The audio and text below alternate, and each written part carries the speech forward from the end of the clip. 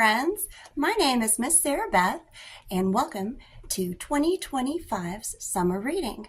This is week 1, and our theme this year is Color Our World. So we're going to be talking about all the different ways that you can make your world more colorful.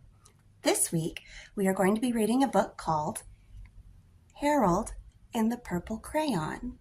This book was written such a long time ago. It just celebrated 60 years of being published, and it's kind of small, so I'm going to try to show you the pictures the best I can. Let's read together. Harold and the Purple Crayon by Crockett Johnson.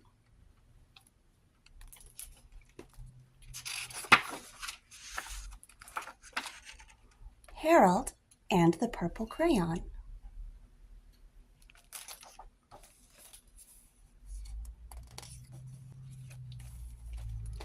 One evening, after thinking it over for some time, Harold decided to go for a walk in the moonlight.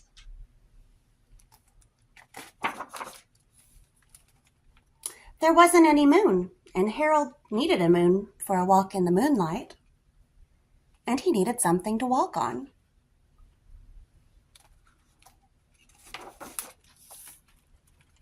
He made a long, straight path so he wouldn't get lost. And he set off on his walk, taking his big purple crayon with him.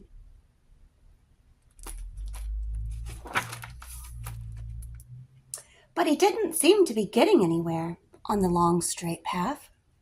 So he left the path for a shortcut across a field, and the moon went with him.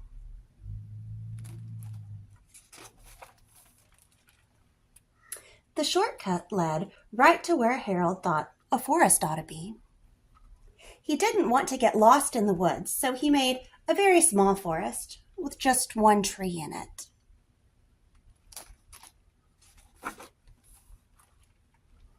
It turned out to be an apple tree.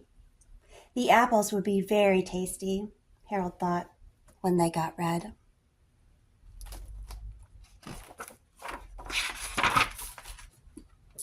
So he put a frightening dragon under the tree to guard the apples.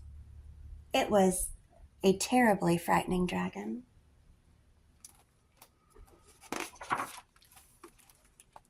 It even frightened Harold. He backed away. His hand, holding the purple crayon, shook.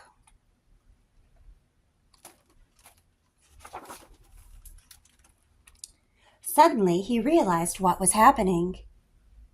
But by then, Harold was over his head in an ocean. Do you see what happened? His hand was shaking, and he accidentally made waves. Oh no.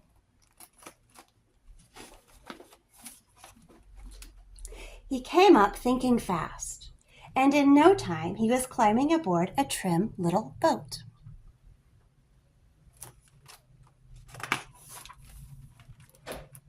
He quickly set sail, and the moon sailed along with him.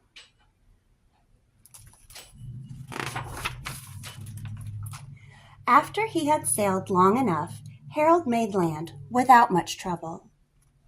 He stepped ashore on the beach, wondering where he was.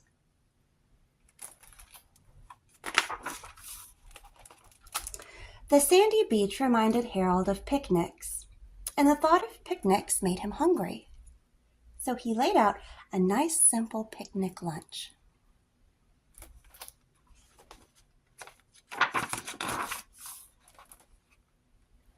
There was nothing but pie. But there were all 9 kinds of pie that Harold liked best.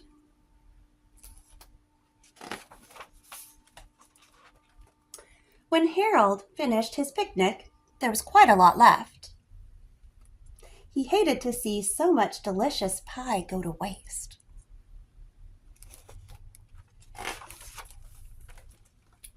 So Harold left a very hungry moose and a deserving porcupine to finish it up.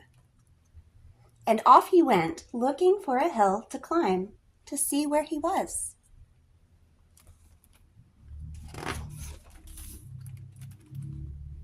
Harold knew that the higher up he went, the farther he could see, so he decided to make the hill into a mountain. If he went high enough, he thought, he could see the window of his bedroom.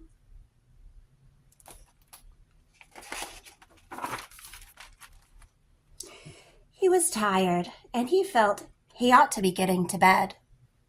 He hoped he could see his bedroom window from the top of the mountain.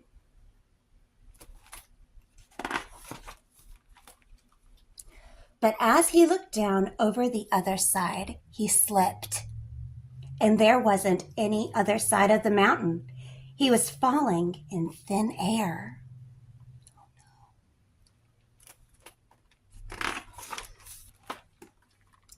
But luckily, he kept his wits and his purple crayon. He made a balloon, and he grabbed onto it.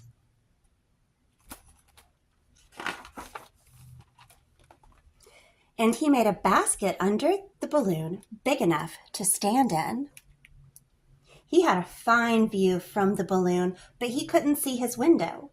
He couldn't even see a house.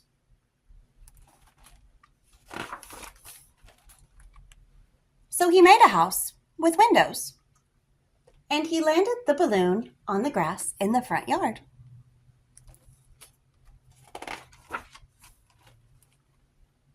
None of the windows were his window.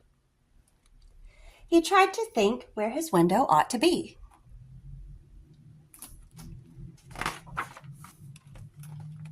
He made some more windows. He made a big building full of windows. He made lots of buildings full of windows. He made a whole city full of windows.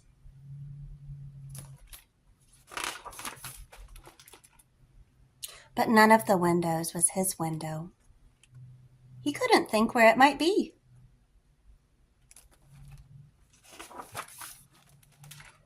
He decided to ask a policeman.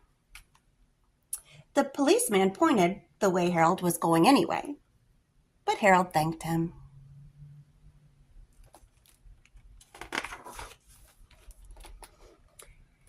And he walked along with the moon, wishing he was in his room and in bed. Then suddenly, Harold remembered.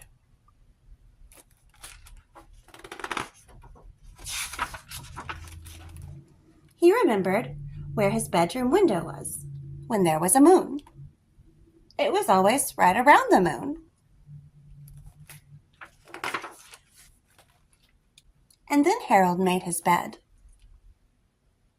He got in it and he drew up the covers.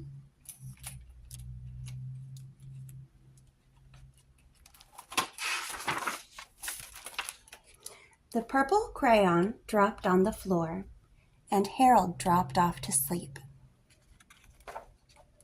The end. And there's all the things that he drew with his purple crayon. Thank you all so much for reading with me this week, and I hope I get to see you again next week, week 2 of summer reading. Thank you so much. Have a great day. Bye.